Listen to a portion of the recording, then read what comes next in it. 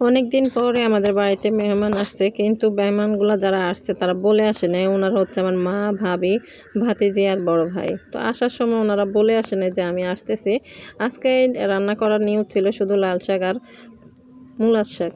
তো এখন ওনাদেরকে দেখে আমি টেনশনে পড়ে গেলাম যে আমি কি রান্না করব। তারপরে লাউ গাছের কাছে চলে আসছি, দেখি লাউগুলা কতটুক বড় হয়েছে। তারপরে দেখলাম যে না, তেমন একটা বড় হয়নি, কিন্তু অন্য পাশে তাকিয়ে দেখলাম যে লাউ একটা অনেক বড় হয়েছে।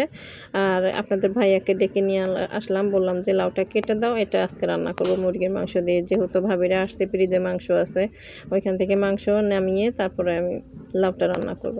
তো আপনাদের ভাইয়া লাউটা কেটে দিয়েছে, আর লাউটা বলতেছে দেখো লাউটার বীজ অনেক ভালো, লাউটা বড় লাউ, আর এটা এখনও কচি, খেতেও খুব ভালো লাগবে। তো আমার এই গাছগুলা আর এইভাবে এখনও আছে, অনেক কচি কচি লাউ ধরে আছে, এখন এগুলো বড় হয়নি। কিন্তু তার পাশে আরেকটা লাউ ধরছে, আর বলতেছে যে এই লাউটা তেমন একটা বড় হবে না, এটা আরও কয়েকদিন গেলে খেয়ে ফেলবা। মোটামুটি ভালোই বড় হয়েছে, এখন খাওয়া যায় উপযুক্ত সময়। তবে ভাবছিলাম যে আর একটু বড় হবে, তো আপনাদের ভাইয়া বললো যে আর বড় হবে না, এটা খেয়ে ফেলা। তো যাই হোক, আমি হাঁসগুলো যখন আমি এখানে দাঁড়িয়েছিলাম তখন হাঁসগুলো আমাকে দেখে দৌড়ে পানির কাছে চলে যাইতেছে। ওরা আমাকে দেখে খুব ভয় পাইছে। আসলে গ্রামের দৃশ্য দেখলে অসাধারণ লাগে, খুব সুন্দর লাগে।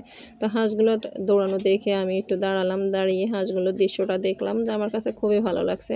আর মনে হচ্ছে শীতকালের দিন এই কুয়াশা পুরোটাই ঘিরে ফেলছে। তো যাই হোক, আমি লাউটা আনার পরে আমার ভাবি কেটে কুটে ধুয়ে সব কিছু রেডি করে নিছে, আর এখন চুলাতেও বসায় দিছে। আমার ভাবি আসলে আমার একটু কাজ করা লাগে না। আমার ভাবি আসলেই বলে যে আপনি বাইরের কাজগুলো করেন, আমি চুলার পরে আছি, আমি আজকে রান্না করবো। তো এই তো আমার ভাবি লাউ দিয়ে মুরগির মাংস রান্না করছে, আর খেতে কিন্তু অনেক মজা হয়েছে। আমার ভাবির হাতের রান্না খুবই মজা। আমার ভাই দুজন, আর সেই সূত্রে ভাবিও দুজন। তো দুজন ভাবি আমার জন্য অনেক ভালো। মানুষে বলে ভাবিরা নাকি ভালো হয় না, ভাবিরা নাকি আদর স্নেহ করে না ননদদেরকে।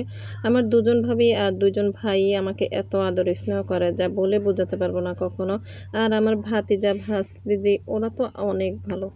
তো যাই হোক, অনেকক্ষণ অনেক কিছু বললাম আমাদের ব্যাপারে। তো সবাই আমার ভাবিদের জন্য, ভাইদের জন্য দোয়া করবেন। আর এই যে আমার ভাবির হাতে লাল শাক রান্না করছে, লাল শাকটাও অনেক মজা হয়েছে। তারপরে মাছ রান্না করছিল, পেঁয়াজ দিয়ে মাছ ভুনা করছে, সেটাও খুব ভালো হয়েছে। আবার সাথে ছিল মূলার শাক, এটাও অনেক মজা হয়েছে। তো আমার ভাবির এক কথায় রান্না অসাধারণ হয়, সবসময় খুব মজা করে রান্না করে।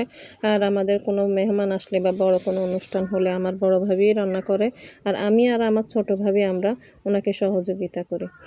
তো যাই হোক, সব জায়গাতে সবার জন্য দোয়া করি, সব জায়গায় যেন ননদ ভাবির গন্ডগোল না থাকে, ননদ ভাবির যেন আন্তরিকতা মায়া মহব্বত থাকে আমার আর আমার ভাবিদের মতো। আমার ভাবিরা আমার বোন নেই, ওনারা আমার বোনের অভাব কখনোই হতে দেয় না, খুবই আদর করে। তো সবাই ভালো থাকবেন, আল্লাহ হাফেজ। আর সুসম্পর্ক গড়ে উঠুক সবার মধ্যে।